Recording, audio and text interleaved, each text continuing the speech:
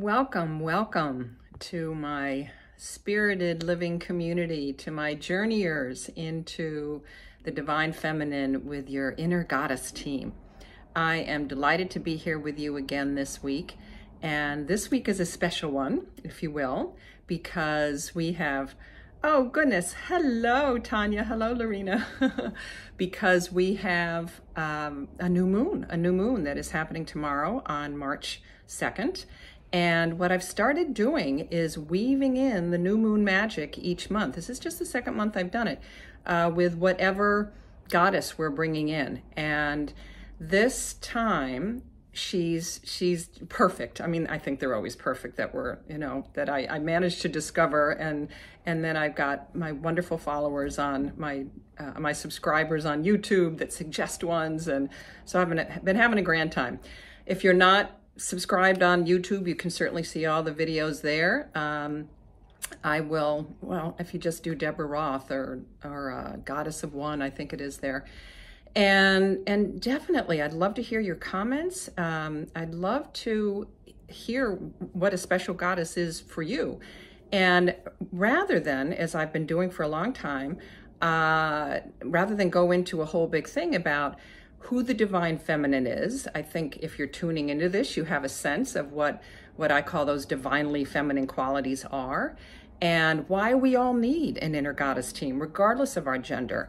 I will instruct you on the YouTube channel. You'll see a little eye in the upper right-hand corner, which if you click on, you'll get a whole other short video that goes into much more detail about what the divine feminine is and what her qualities are. And the inner goddess team is really just something that lives, the divine that lives within each one of us, gender, not gender specific, that reminds us to move through life with vulnerability, with honoring our emotions and our intuition and all of those really kind of right brain things that we need to rebalance in our world, that has gotten out of balance, certainly out of whack in the last several thousand years with patriarchy roaring forward around the world.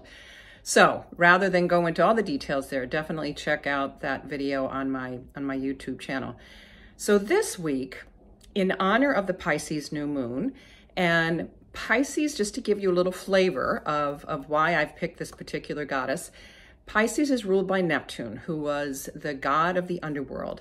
And if you know anything about the symbolism of the elements and just symbolism in general, which, as you know, I love, you can see a bunch of them behind me too. And if we honor that, wherever we're going with our deep dive into Pisces energy, it's really about diving into the unconscious, honoring our intuition, which is, kind of one of the classic qualities of the divine feminine anyway, but specifically through our dreams, through our imagination, through the deep unconscious. I mean, the realm of Carl Jung, of Joseph Campbell. I mean, they all really encouraged us to look, and they're just some of the few, encouraged us to look deep into our unconscious, our subconscious. When I teach about ritual, I always talk about how symbols are the language of ritual, and they are the language of the unconscious. So with that little bit of preamble, and again, I will share with you, I'm just putting together my newsletter that has 4 different things that I've done at different times, some of them 10 years ago, about Pisces and about the new moon energy. So I'll share some of those with you in the description or in the comments. But I want to, without much further ado, to share with you this beauty. This is an ancient depiction of a dreaming goddess. She was found on the island of Malta. And you can see she's sleeping on a slab. And no one's quite sure. We have a pretty good idea that because she was found in a temple that was the shape of a goddess, with breasts and the whole bit, that she was a dreaming goddess, that she was a shaman who would go to sleep. You would come into the temple, you would ask your question, and she would prophesize for you. She would forecast for you based on messages that she got in her dreams. That's why she's called the Dreaming Goddess of Malta. And not only could she do that for individuals, but she also, let's see, I love the way that this person on one of the wonderful sites that I found described it.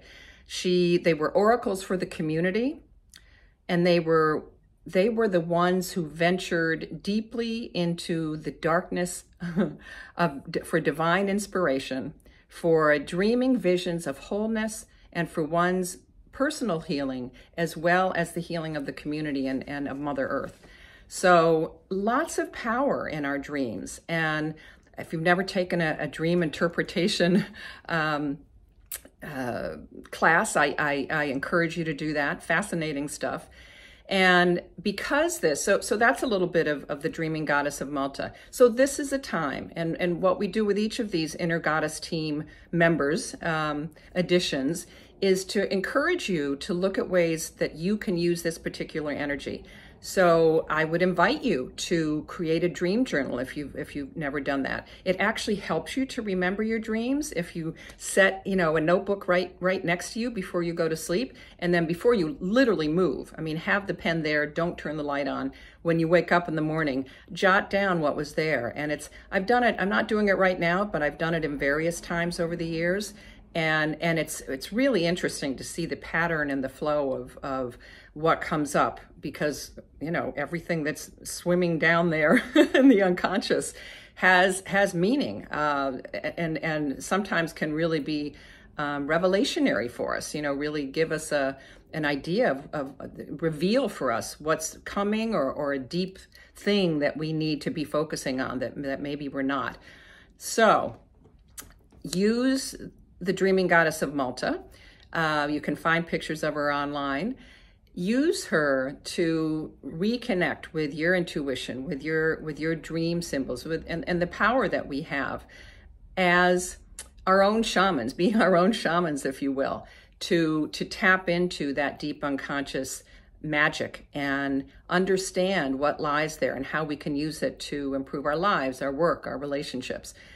I have to show you. I think, I don't know, well, on Instagram, you can see my old Alex Gray t-shirt that's got a person meditating at the bottom. And then this is such a perfect Pisces embodiment, because then there's this mandala that connects this meditating person that you can't see, that's down here somewhere, with the universe, because that's one of the other big qualities of Pisces is being one with all. And we get to that place by tapping into our deep unconscious and into our collective unconscious, as Jung talks about, that reminds us that we have all these deeper connections with each other through the last, through our whole lives, but then either deeper than that, symbols from our prehistoric ancestors that come up. I won't get into that now. What I did want to do before we leave is to share with you, because Pisces is a water sign. Water represents the unconscious, our emotions, intuition. If you've ever been in circle with me, you know that when we invoke the energies of the West and water, the element of water, that's part of what we do. So I think to be able to, I'm going to share a chant with you. That's a water purification chant, an Algonquin water purification chant.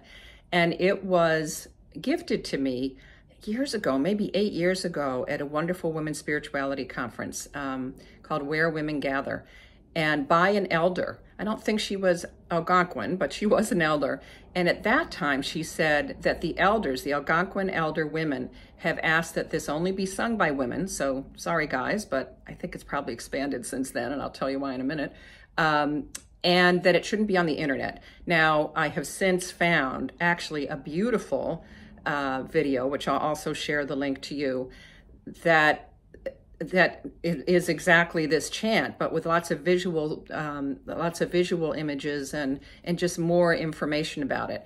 So with that preamble, and I was also taught that you should sing it 7 times.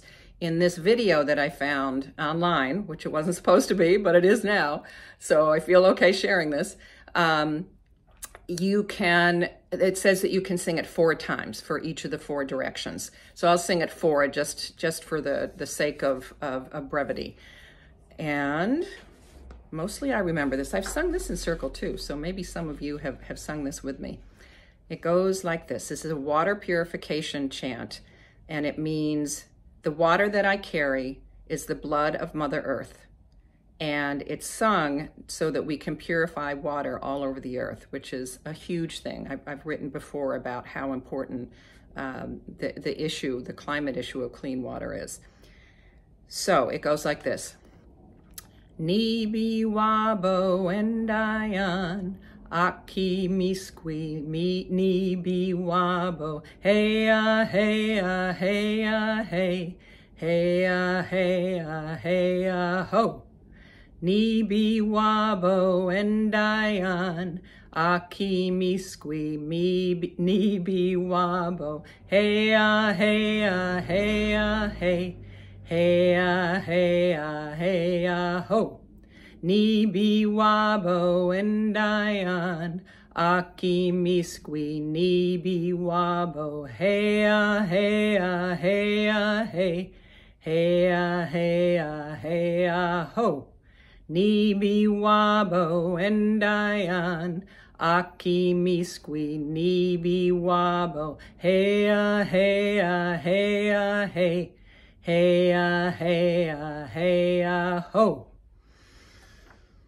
So I invite you to sing that throughout the whole Pisces month. We're in Pisces until the spring equinox, March 20th, but especially this is meant to be a new moon chant to purify the waters of the world. So I invite you to play with this energy, to play with the Pisces energy, to sing the chant, and to think about how you can connect even more deeply with your intuition, with your information from your dreams, from your deepest subconscious, your soul space. Thanks so much for joining me, and look forward to being with you again next week. Namaste.